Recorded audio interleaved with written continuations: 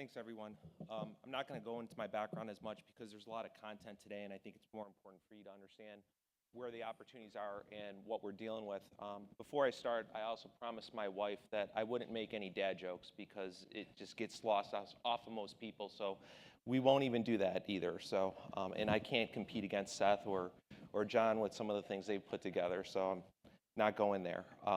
But let's talk about the industry as a whole and why are we looking at marketing excellence? I've had an opportunity to speak with Steve when they first came to me to discuss the opportunity to have a speaker event with respect to what do you do at Roche? Well, marketing excellence is a really big piece that we're finding that was big probably I would say about 3 or 4 years ago, but has become even bigger today as you look at some of the large pharmaceutical companies trying to look at a consolidated model. What you're finding in an industry overall is that the brands are working in a very disparate fashion. And with over $6 billion being spent on a yearly basis in marketing to patients and physicians and HCPs, we're walking into areas where there's ever-growing rapid changes in the marketplace. And you're finding situations to where regulations, technology, buying patterns are really affecting how do we reach the customers that we want to get to. And it's just that increasing difficulty that is causing issues with our success factors and having the leadership within our organization say, what is the true return on investment from a marketing perspective? So as I've talked to other industry leaders, it's critically important for us to look at marketing excellence from a holistic perspective of several different areas of the business as you look at marketing as a whole. Because as we all know, as marketers, it's not just about content. It's not just about messaging. It's not just about launch. It's about your planning cycle. It's about what you do as a whole when you look at your asset management. And so those are the types of things that we want to drive today and talk to. And I hope at the end of this, you're either going to agree, you're going to disagree, but we could have a healthy conversation about it to share information back and forth and learn from each other what we do and what's successful from each side. And feel free to interject if there's something that you feel very strongly about as we go through this. I did not get, is this the clicker, by the way? Yeah. Big green button. That's always helpful. Okay, so I think the first part is to really understand what is marketing excellence? What is it trying to achieve? And it's really the ability for organizations to continuously evolve with the technologies, to evolve with the patients and the customer demands, the patterns of how they purchase things or how they look for new opportunities, and then looking at technology as a whole. There has been significant changes in an industry that generally moves very slowly that has impacted us as a whole. And arguably, when you go back to the internalization of what does the organization want from marketing, it's minimizing risk, maximizing the financial results of the organization. So how do you do that? Well, you can do that through leveraging data and insights, where you're looking at simplified structures and processes. You're trying to get to quicker decision-making processes, and you're really trying to do a little bit of trial and error as you go about.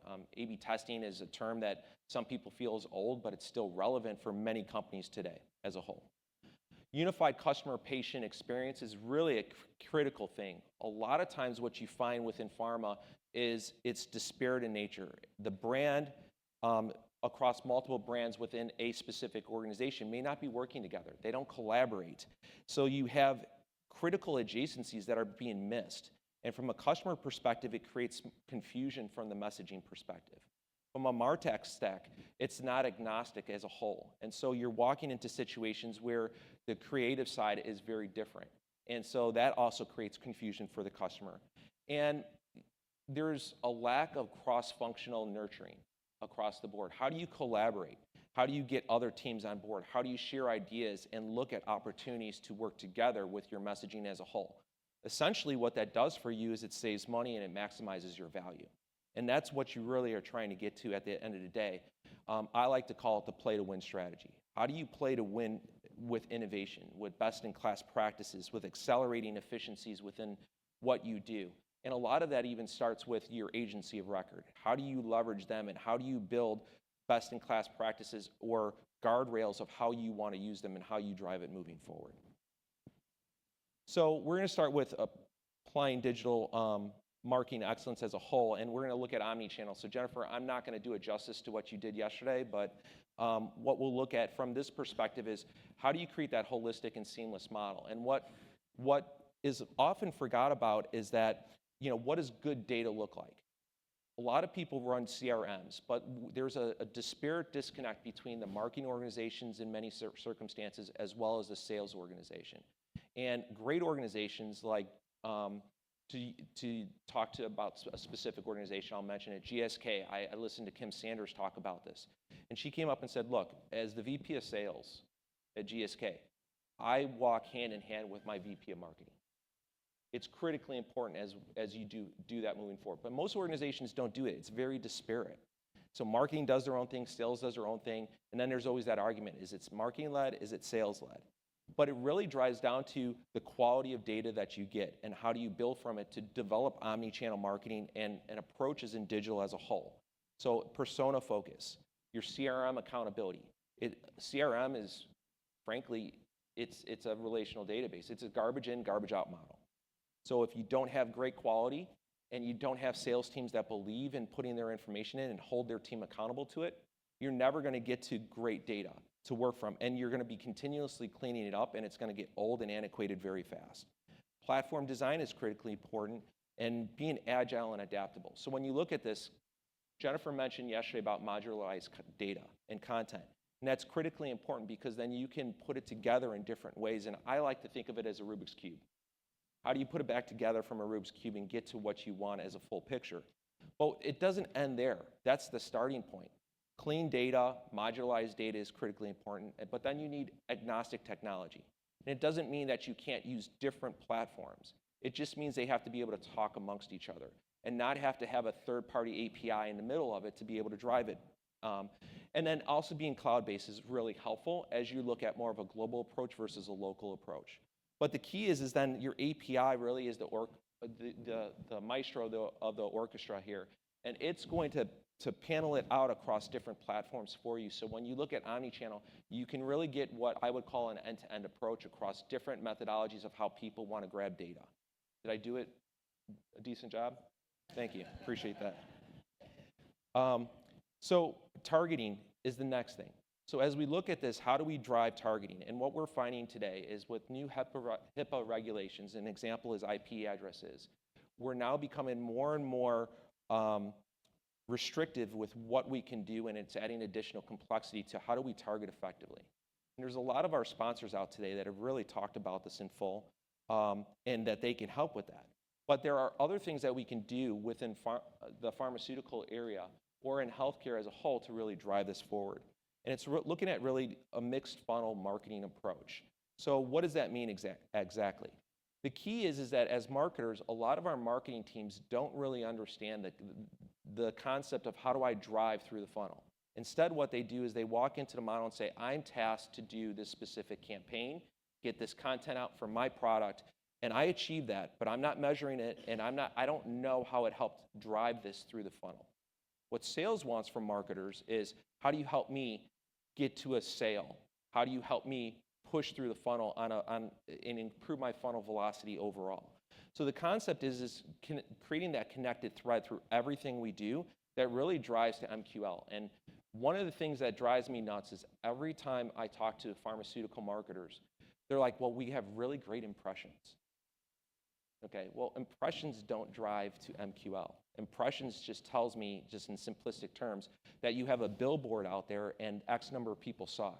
But what is the accountability and the actions that they've gone through to actually give you their information and want to learn more directly from you so you can provide that back to sales so that they can make that call to that individual and move them through the intent phase. Diversification from a contextual targeting perspective, and this is another thing you talked about yesterday also, is really critically important where you can look at, from an AI generative approach, what are people utilizing? How are they utilizing it? And then can we tag our messaging on top of that as a whole? And that's a way to get around some of these HIPAA regulation issues as we're dealing with it today. Account-based personalized messaging is critically important. I was talking to Dave earlier this morning, and I was talking about an organization that came to me and said, hey, we really want to drive some account-based marketing, and can you help us do this from a consultative perspective? Oh, and by the way, we need this done in 6 weeks. So the concept of what account-based marketing is or how it's being used is just a terminology that they're using without understanding what it really means and what it takes from a resource perspective. And I would argue even further, if you look at your ELT, they probably don't even understand it. So when you look at omni-channel, when you look at contextual targeting, when you look at account-based marketing, a lot of times they throw money at it and think it's one and done. And it's not. It's a lot more than that. And it's a heavy hurdle to get over with those individuals to teach them what it truly means and how to use it. Campaign performance audits are really, really important. As I mentioned already, a lot of the market managers have this build it and forget it mentality. I built it, I put it out there, I did my job, I should get paid for that, I should get my incentives because of that. But what we forget is, what are the success factors to truly drive it? And as we build this stuff, and you'll see in here as part of the connected thread as we talk about market planning, sometimes we think of what the results are and what the metrics as an afterthought. And we really should start with what are we trying to drive to and what success looks like for us to move forward. So at Roche, what we did is we really started with those goals. We started with, from an example perspective, what do we want to achieve top of mind from a qualitative standpoint? And then I had to really push our marketing team to look at it and say, okay, well, great, we have it from a qualitative, but what does that mean quantitatively? What are you trying to drive to? What do those numbers look like? And that was the biggest struggle for them. They had so much difficulty identifying quantitatively what does that mean. You have to put a bogey even if it's a audacious goal, because without that, you have nothing to drive towards. And that's where we had to change some of that mindset. And then from there, the approach has to really be built off of not just a singular campaign or a singular tactic, but a connected thread as you build it through, and how do you engage those people through that network, whether it's digital with omni-channel or multi-channel, or whether it's in traditional formats. And you build those personalized landing pages and the personalized emails that eventually gets them to that MQL. Impact-wise, what we saw by doing some of this is an increase of about 8%. It's really important to be able to measure. Now, did everything reach 8%? No. But those that actually had a very strategic campaign built out in full, end-to-end, and then measured it, and was iterative with it as they went through the process, that they were more successful with it. And I think that's a critical piece, because a lot of times as you work with your agencies, you may forget that I put the campaign out, it's not over at that point. If you're not seeing the numbers, there's an opportunity to make adjustments to that, and you should be doing that through it. But it's that forget it, or build it and forget it mentality that is critically what I call restraining to the team as a whole. So market planning from a pharma perspective, as we look at source of information and how it's changed, will continue to evolve. And we need to be able to do that with our teams and understand how that information is being used. Currently, when we look at some of the problems and the issues, it's really about how do we plan today? Is it formed around a product content, or is it truly formed around a patient issue or a customer issue? And a lot of times we try to do it around a product content, and that's not enough to make the sale. It's not enough to get people to move forward or trust you as an organization. Metrics and success factors, campaigns are disparate in nature, that cross-collaboration again. And so what do we need to do? Well, it really gets into then, if you look at the chart above, this is the model, and it's not really linear like this, but it's really hard in a PowerPoint to show it otherwise. This is how people purchase and how they think through it. And where do we stand? You know, the sales is to the far left, company engaging, building, and trying to develop trust. But throughout the cycle, customers are always looking for more information. They're going online, they're pulling things, they're talking to KOLs, they're talking to industry leaders, they're trying to get information to make decisions, collect what they can, and understand it. And so it's critically important as we drive that through. Well, it's not, like I said, a one and done model. It's a continuous engagement. It's 24/7, 365. And it really is an end-to-end integrated planning process that we need to drive. So what exactly does that mean? Digging down deeper into it, it really comes back to having changed and continue to evolve through looking at how did things drive within a pharmaceutical standpoint. In most organizations from a marketing, they start with a marketing goal. What are my strategic imperatives that we're trying to drive?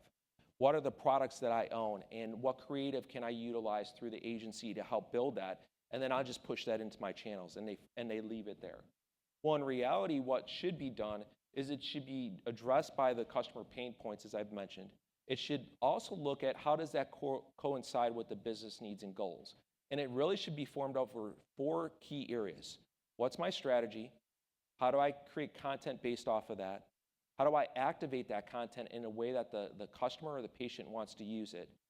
And did I achieve the measures that I wanted to get out of it? And if I didn't, what do I need to do to come back here and make the changes? And through this all, then you have your digital asset management that allows you to look at the content you've already created rather than reinvent content every single time over and over and over again, which can be very costly. So why should you care? Well, really, it's about the decision support that we're trying to drive and the trends that you're seeing in the market as a whole.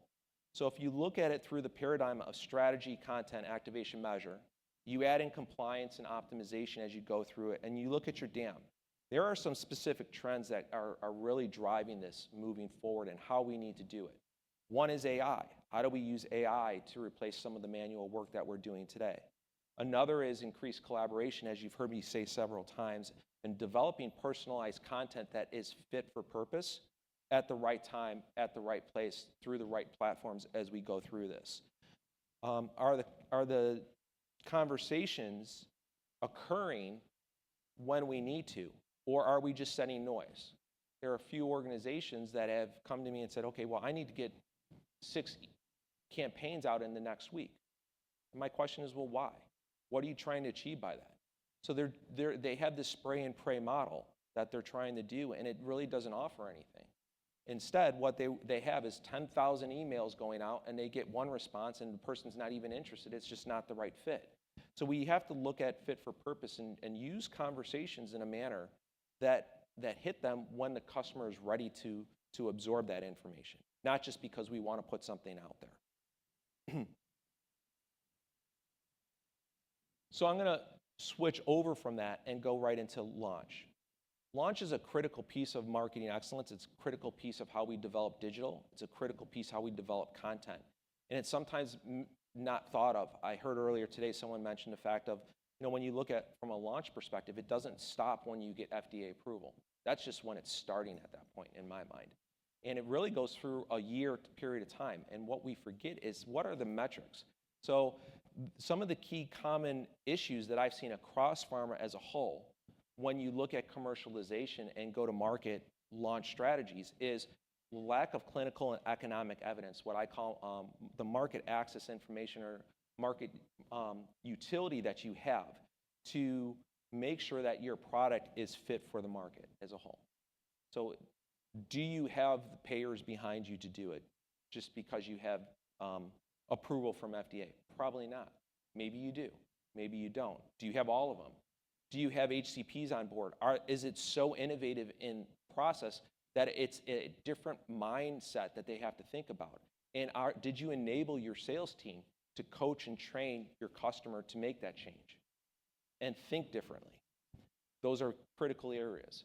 Regulatory and reimbursement access, as I mentioned already, the delays are critically important to address ahead of time. And it's over and over again, we see the same issues over and over again. We have certain brands that do very well because they've had launches and they have the expertise, and then other ones that are as critically important that fail because they just don't have that regiment and that nature of how do I launch effectively. So those are the things we want to look at. Go-to-market strategy, it's not aligned. Doesn't fit what our sales team, maybe the incentive package isn't there, so it's not where they focus. Underestimating competitive response is critically important. We were talking about that last night, where when you go for FDA clearance, your competitors are coming in and they're negating what you're saying and trying to stall your launch in a lot of circumstances. So what's your war board look like? Do you have your business plan built out? And so those are critically important. Lack of pricing. How do I start this? Is this the way that the customer's used to buying it? Does this fit what we want to do from a market standpoint? Insufficient focus on training. These are all key things that are important that in talking with pharma through the years and talking with healthcare and talking with IVD, they're all consistent across the board. So how do we make it more simple? And from approach, at a very high level, there's 4 main things. You have to integrate your process, your governance, and your communication through milestones. So this isn't a model of we're going to build it and they will come. It's more of a model that's 5 to 7 years in length, depending on what you're trying to launch. You need stage gates. You need progress monitors. You need to know where your obstacles are. You need to get alignment across the team, and it's a true project management piece to the whole launch process. Improve your linkages across the stakeholders. Global to local or local to global, depending on what you're trying to do, is critically important. Sales support, are they on board? Do they understand how they're going to get paid? Do they understand how to sell the product? What are the value props, the benefits behind it? What are they trying to do? Fit for purpose decisions and activities. There's a lot of information that goes on through the years to launch a product, and it can pull you off your game plan. And in certain circumstances, depending on how big of a pharmaceutical company you might be, you might have a person playing a dual role, and they get pulled in different directions, and they end up getting noise that plays a part into the whole thing and causes issues with the launch. I could give you an example with preeclampsia. When we were launching that, it was a 7-year model. We went through 4 product managers during that time who owned it. That's crazy to turn it on and off without the data, and people had to start over because they couldn't find what was already done, or they didn't trust what was already done. So what is your consistent process as you move through it? And that goes into that launch readiness framework. So do you build a framework that at any point in time, if someone gets sick, they go on maternity leave, they leave the organization as a whole, someone could come in and know where they left off and just start right from there. As part of the launch process, what we found with our counterparts at Genentech is that people didn't go through the rigor of identifying what's important. So what is the vision? Asking the specific questions that they need to get vision, focus, what success looks like, how to execute, how to monitor as a whole. And then once you have that information, realign with your stakeholders and create organizational communication as much as you can from a regulatory standpoint, because in certain circumstances you have to wait. But the kind of rigor that you put into it to communicate back to the organization the value it brings helps to build that momentum that you want as you go to launch the product moving forward. And this is really part of your iterative integrated strategy that you should be driving from a marketing standpoint, not just for launch, but across everything you do. And then you have your positioning. So when we look at what do we do? How do we drive this from a launch perspective? And how do we drive it across our campaigns?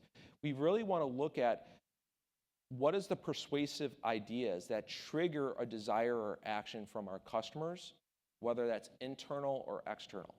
So everyone looking at the best solution, we want to drive what is that optimal care for the patient and be able to articulate it. Is the drug improve, will the drug improve the patient life, and how will it improve it? Does it improve that quality that they're looking for? Does it connect back with the HCP? And how does the HCP connect that through connected thread to the pharmacy, to the patient as a whole? And are there tangible improvements that they're going to see in their process? What you find throughout this model, there's key findings that I found through the years, which is everyone wants to say, how does this make my life easier? And if you can't articulate how it makes my life easier, how it makes me more revenue, how it protects my position, they're not as willing to move forward. And I'll talk about that a little later as we go through it, but this is really how you build that brand from an approach perspective all the way back down to the customer. From a messaging framework perspective, you should be built around that positioning statement as a whole. So examples might be looking at what has been critically important to specific personas or customers as a whole. Could be safety, could be that simplification, it could be enhanced digital power as you go through it. And you need to apply that framework then into targeted personas as a whole. So how does it apply across these different channels or these personas as we're moving forward? And then what does my messaging look like? And so thank you. So from a messaging perspective, we start with that challenge. We look at how do we innovate as an organization and through those products and services that we're putting out there. What are the key messages we want to put forward? And then how do we do that in different ways through modularized content to drive it in different avenues, different channels, different ways of thinking, and basically say the same thing, but just in a different way. And it creates new structure. It doesn't look like a broken record as customers see it, but they continually feel refreshed by it, and it reinforces what we're trying to drive as a whole. So when we look at this as a whole, it really would look like something like this from a Roche perspective, where you start with maybe you have a safety piece, maybe you have a simplicity piece, maybe you have a digital power piece. And here's an example of a point-of-care device that focuses on diabetes, but the fact of the matter is that it still shows the device front and forward, so you're showing your product, but you're not focusing on the product. You're focusing on the pain point with the customer. And what really comes down to, as I mentioned before already, is driving back to what does your story brand look like? How does your story brand identify and address an internal need for a customer? And a little anecdote behind this would be, there's a company I worked with out there that really wants to focus on helping pharmaceutical organizations improve their adherence level. Well, why do they want to do that? Well, because every time they go and talk to the pharmaceutical companies, and they ask, what's your main priority from a brand perspective? It's adherence. Well, they've done the studies, they put the pieces together, and what customers have come, or what the data shows is that they can see as much as 20 basis point increase in adherence. And if you break that down into return on revenue, you're talking millions, hundreds of millions of dollars in some circumstances. But they can't get the pharmaceutical companies to bite off on it. And the reason for it is because they didn't define the story brand. They defined their product, and they put their product into what the customer was saying without truly understanding what is the ultimate driver for that customer. Most pharmaceutical lifecycle managers are not going to go to a small company that they don't know. They might have built some relationship with, but they don't have that trust factor with, and do something that's very innovative and different, that's outside the norm, that's going to put a bullseye on them, because it's too risky. So you have to break it down to what are you doing to make their life easier or remove a problem that they currently have. And if you can't do that, it's very difficult to move your product and create messaging from an excellent standpoint that drives your return on investment back to the organization as a whole. So I'm going to leave you with that. I believe that's it, and open it up for questions. John, thank you so much. Quick time for questions.